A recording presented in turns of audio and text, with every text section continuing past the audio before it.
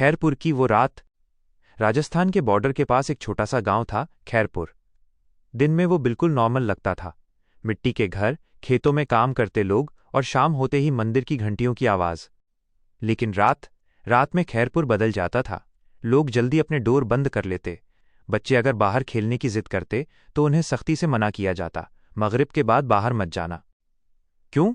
इसका जवाब कोई सीधे नहीं देता था। बस एक ही लाइन कहते थे, वो आ जाती है। समीर का अराइवल। समीर खान मुंबई का एक सिविल इंजीनियर था। उसे गवर्नमेंट की तरफ से एक बड़ा प्रोजेक्ट मिला था, गांव के पास एक नया हाईवे बनाना। जब वो पहली बार खैरपुर पहुंचा तो उसे सब कुछ नॉर्मल लगा। यार, लोग कितना ओवर रिएक्ट करते हैं रूरल एरियाज में, उसने अपने असिस्टेंट रवि से कहा। रवि ने धीरे से जवाब दिया, सर, यहां रात में थोड़ा संभल कर रहना। समीर हंस पड़ा। मैं घोस्ट स्टोरीज से डरने वाला नहीं हूं। उस रात उसने पहली गलती की। First night.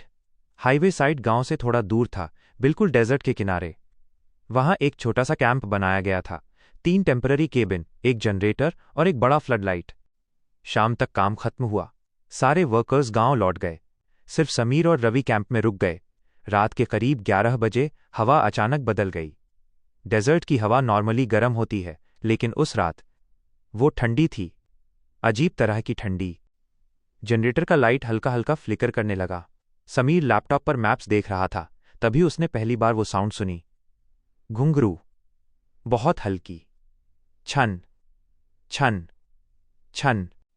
समीर ने सिर उठाया। रवि, तुमने सुना?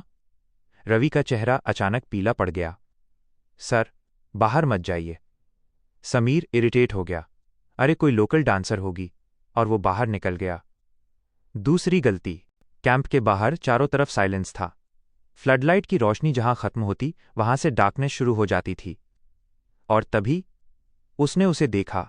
दूर सैंड के एक टीले पर एक वुमन खड़ी थी। वाइट कपड़े, लंबे बाल और पैरों में घुंघरू। वो हिल नहीं रही थी, बस खड़ी थी।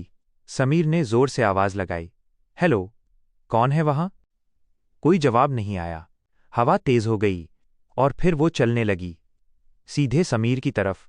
हर कदम के साथ उठछन छन छन। समीर का दिल बिना वजह तेज धड़कने लगा।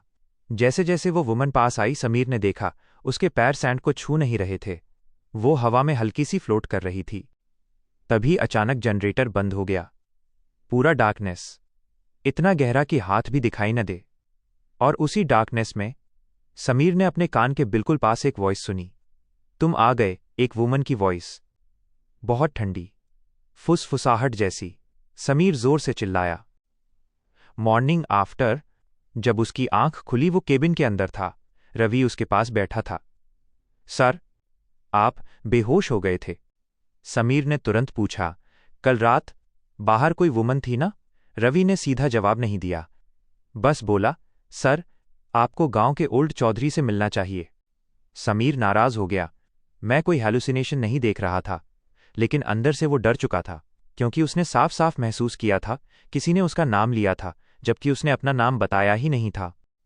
अगली शाम समीर विलेज पहुंचा। वहां एक पुराना सा आंगन था, जिसके बीच में एक बड़ा नीम का ट्री खड़ा था।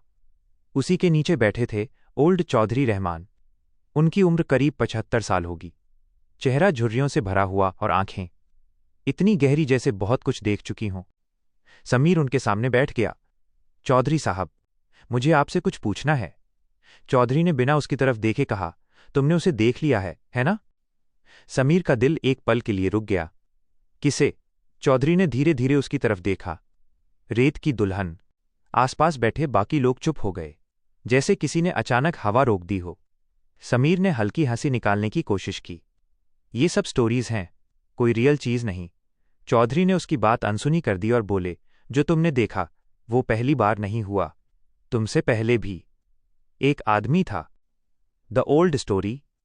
करीब 40 साल पहले यहां एक और आदमी आया था, चौधरी ने कहना शुरू किया। उसका नाम था अर्जुन मलिक। वो भी एक इंजीनियर था और वो भी यहीं हाईवे बनाने आया था। समीर के हाथ ठंडे पड़ने लगे। पहली रात उसने भी घुंघरू की साउंड सुनी थी। दूसरी रात उसने भी उसे देखा था।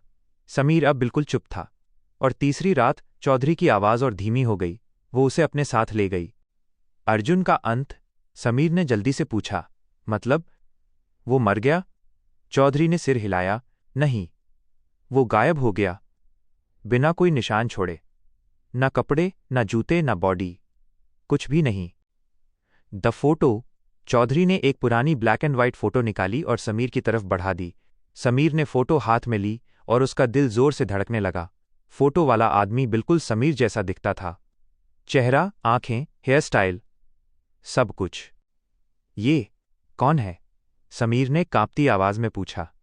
चौधरी ने जवाब दिया, अर्जुन मलिक, तुम्हारे दादा। समीर चौंक गया। तुम्हारे पिता तब छोटे थे। उन्हें सिर्फ इतना बताया गया कि उनके पिता एक एक्सीडेंट में मर गए, लेकिन सच ये था, उन्हें रेत की दुल्हन ले गई थी। The second night return. उस रात समीर कैंप वापस लौटा। उसका दिमाग पूरी तरह उलझ चुका था। रात के 12:03। हवा फिर ठंडी हुई। जनरेटर फिर से फ्लिकर करने लगा। और फिर घुंघरू। इस बार बहुत क्लियर। छन छन छन। समीर ने पीछे मुड़कर देखा। वही वुमन खड़ी थी, लेकिन इस बार वो पहले से ज्यादा क्लियर थी। उसका चेहरा बहुत सुंदर था, लेकिन उसकी आंखें पूरी तरह ब्लैक थीं। वो मुस्कुराई और पहली बार उसने अपना नाम बताया। मैं ज़ारा हूं। समीर का गला सूख गया। तुम क्या चाहती हो? वो और पास आई, इतनी पास कि उसकी ठंडी सांस समीर के चेहरे को छूने लगी। और फिर उसने कहा, मैं तुम्हारा इंतजार 40 साल से कर रही हूं।